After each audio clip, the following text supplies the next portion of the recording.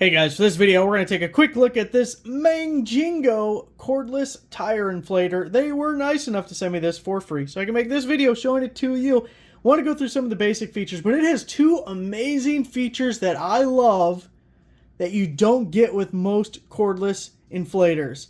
I was really happy to see these two features, and I'll give you a hint. That orange button, that's one of them. That's one of them you don't normally get. So we're going to go through the basics. We'll go through those advanced features. We're going to give it a little test, see what we think about this guy. But a cordless tire inflator should be in every vehicle in the country. It just should be. It's a little bit of peace of mind. That low tire, low pressure light comes on. You don't even got to worry about it. You just fill it up with your Mangingo that you just got sitting in the trunk. Now, one thing, this comes with a case, which is really great. Hard case. Most of them don't come with a case, and it's just nice and easy to keep everything all together. We have our filler tube right here. It is the screw-on style as opposed to the lever style. We get our charge cable, uses a USB-C for charging, and then we get these other guys for our inflatable type deals and to inflate our balls, which is one of the tests that we're going to do here. I'm going to show you guys my balls here in a second. And then look at this. This is one of the features that I love. Nice long cord, plugs into the 12-volt outlet, has a barrel connector on this side, which will plug in right there. Look, most of these cordless inflators don't have an option for the 12-volt power supply direct hardwire. The reason that's amazing is let's say you're an off-road guy and you're deflating your tires. You're going down to about 15 psi wherever you take it to. Before you hit the road, you got to get all the way back up to say 35 psi, and you might have 4 big tires. The battery might not be enough to do that much inflating all by itself. Or maybe you didn't have it fully charged. Maybe you didn't have it charged at all because you forgot to put it on the charger. For most cordless inflators, you're just out of luck. But if we have a cord option, we don't got to worry about it. We hope it's charged. It's more convenient if it's charged, but if it's not, boom, we're still in business. We're not going around looking for a gas station and they don't do that stuff for, you gotta, the old slot, put something in there. Yeah. But not if you got the cordless Mangingo. So a couple other features real quick. Let's show you. You press and hold the power button, that turns it on. You hold it till it says on the screen, and then you see it's been on the whole video. I keep hitting the button every once in a while just because I don't want the screen to turn off on me. And then this guy right here will cycle through our different pressure readings types. We're going to say at PSI. I'm in America. It's the only thing I ever used. We'll stick with PSI. Now, if we press and hold this guy right here, hold it a little bit longer. Let's look. Bing! We have a little light there. Not the brightest light in the world, but if you're just trying to find the valve on your tire, that'll get it done for you. So press and hold again, and we can shut that guy off. We have our menu button, which just goes through different presets for different types of things. Whoops, I took it off of PSI. There we go, back to PSI. So here it shows our different presets, and then we have their up-down arrows, so we can just manually put it to whatever we want. Okay, so let's put this on, and then we're going to inflate my balls. Oops, over here. Woo, look out, look out. Whee, it's kind of fun.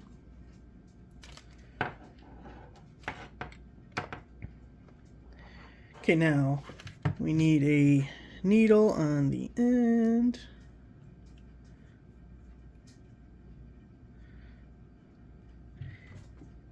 Got the first ball. It says 4 to 6 psi. We're going to stick that thing right in there like so.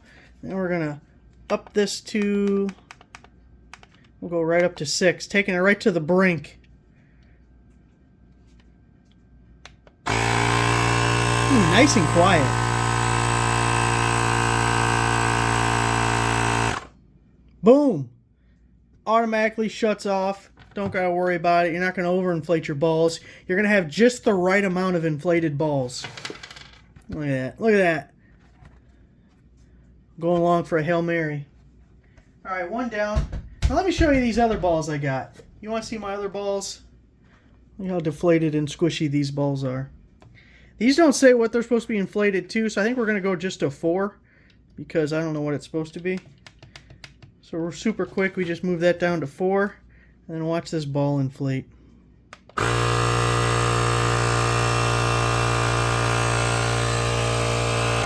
4 might be too much for that. Like, I'm letting this go. It might pop on me. Yeah, that's pretty good on that. Oh, yeah. We're not going to do the next one at 4, though. That seems like too much.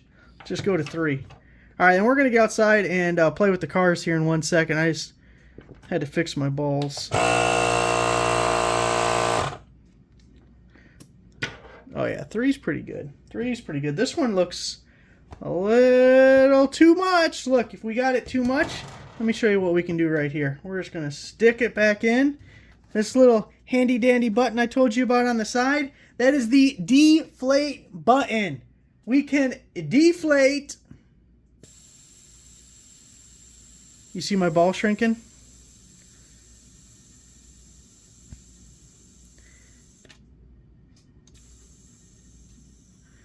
You see how that works right there? You just hold that button and we're deflating. Another off-road use. You need to deflate your tires. I wonder if people on bicycles, when they do off-road stuff, like when they do their little traily things, do they deflate their tires too? Anyway, I don't know, but you need to let the air out. You just hold that guy right there and it just... Okay, but we let too much out, so now we got to go back north.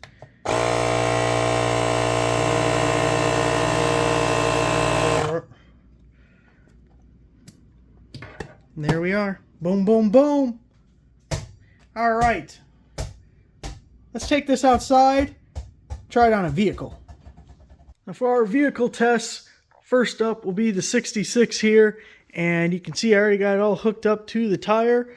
And one thing about it is the cord, it's a little on the short side. It's fine with the valve at the bottom. If the valve's going to be at the top, you're going to have to sit there and hold it or figure out some way to like keep it up. So just if you have the option, you do want your valve towards the bottom of the tire. Otherwise, you're stuck holding it. Now, if we look at the deflator thing, we're at about 33 PSI right there. And if I hold this guy, and then when you let go, it'll give you the new reading of where you are at. So I'm just going to air this down to, what do you think, 25? Should I go a little less than 25? Brought it down to 25.5. We have the preset at 35. I'll time it just to see how long it takes to fill this tire. It's a pretty good sized tire for most of you. Your tires are going to be smaller than this, but for reference, it's a 235/60/15.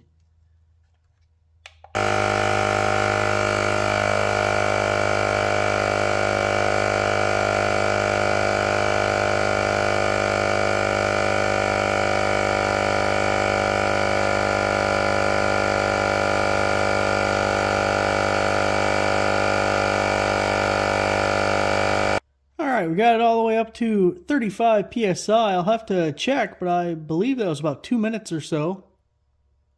Now I noticed after this sat, we had it set at 35. It turned off at 35, but now it's reading 33 PSI. So I want to take this off and see what it says when I connect my Milwaukee M12. If we're getting 33, 35, or something totally different.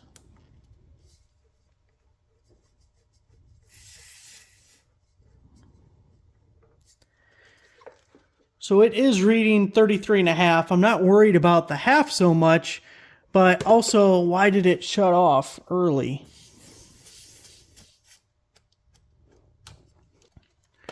Turn our Manjingo back on again.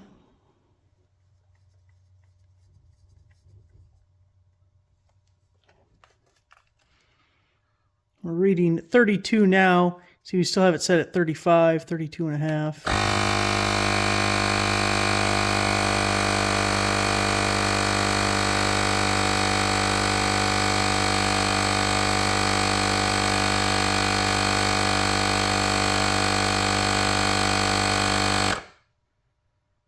Wait for it. Wait for it.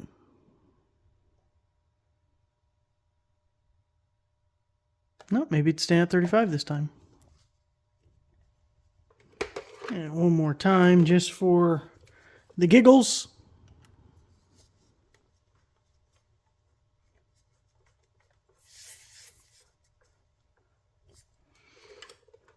And 34.5.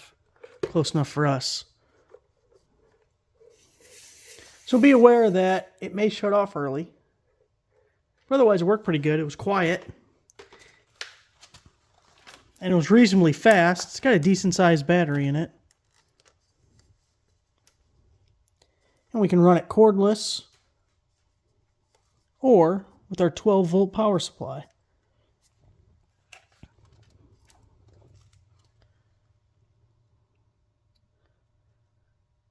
So there it is, guys, the Mangingo cordless tire inflator. Thanks for watching.